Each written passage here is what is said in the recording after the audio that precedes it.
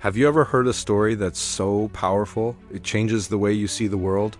Today, we're diving into an ancient tale from the Book of Judges, a story about trees that could talk, a power-hungry son, and a prophecy that came true in the most dramatic way. This is the story of the arobus tree. Our story begins in a time of turmoil. Gideon, a great leader in Israel, had passed away. He left behind 70 sons. But one of them, Abimelech, born to a servant, was filled with a dark ambition. He went to his mother's relatives in the city of Shechem and planted a seed of rebellion. "Why should 70 men rule over you?" he asked. "Wouldn't it be better to have just one? Remember, I am your own flesh and blood." His words took root. The leaders of Shechem, swayed by his appeal, gave him silver from the temple of their idol. With this money, Abimelech hired a gang of reckless men. He led them to his father's house and, in a brutal act of violence, murdered his 70 brothers on a single stone. Only one escaped, Jotham, the youngest son, who hid himself.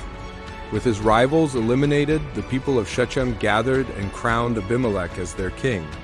But Jotham, the lone survivor, was not silent. He climbed to the top of Mount Gerizim, a place of blessing, and shouted a story to the people below, a parable that would echo through history. He said, "Listen to me, you citizens of Shechem, so that God may listen to you. One day the trees went out to anoint a king for themselves. First, they came to the olive tree. 'Be our king,' they said. But the olive tree answered, 'Should I give up my oil, which is used to honor both gods and humans, just to hold sway over the other trees?' It understood its purpose to be fruitful, to provide, to honor. Power was a distraction from its true calling. So the trees went to the fig tree. 'You come and be our king,' they pleaded. But the fig tree replied, 'Should I give up my fruit so good and sweet just to wave back and forth over the trees?' Like the olive tree, it found its value in what it gave, not in the position it held. Next, they approached the grapevine. 'You come and be our king,' they urged. The grapevine responded, 'Should I give up my wine, which cheers both gods and humans, to go and hold sway over the trees?' It knew its purpose was to bring joy and celebration, a purpose far greater than ruling. Finally, with all the worthy candidates having refused, the trees turned to the arobus tree, a thorny, worthless bramble. 'You come and be our king,' they said. And the bramble, unlike the others, eagerly accepted. But its acceptance came with a chilling condition. 'If you really want to anoint me as your king,' it hissed, 'then come and take refuge in my shade. But if not, then let fire come out of the bramble and consume even the mighty cedars of Lebanon.' What a strange offer. A thorny bramble offers no real shade, only scratches and pain. And its promise was not one of protection, but of destruction. Jotham then revealed the meaning of his story.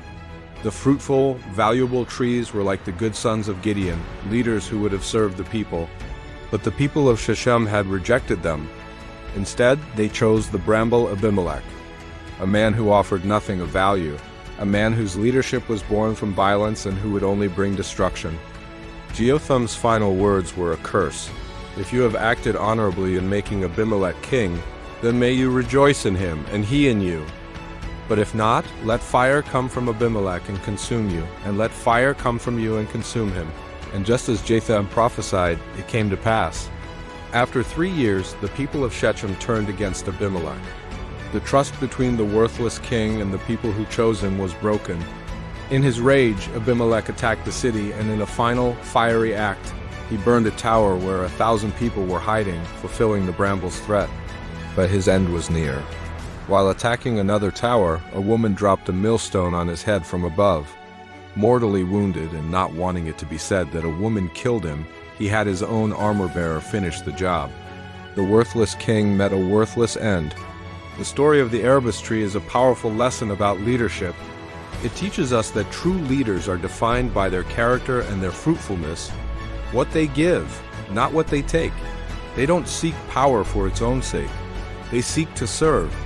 When we choose leaders who are like the bramble, all thorns and no fruit, promising shade but bringing fire, the result is always destruction. So what do you think about this story? Did you know about the parable of the trees choosing a king? Let me know your thoughts in the comments below. It's a timeless message that is just as relevant today as it was thousands of years ago. If this story resonated with you, please give this video a big thumbs up. And if there are other stories from the Bible or history you'd like to see explored, suggest them in the comments. I'd love to hear from you. Thank you for watching. God bless you.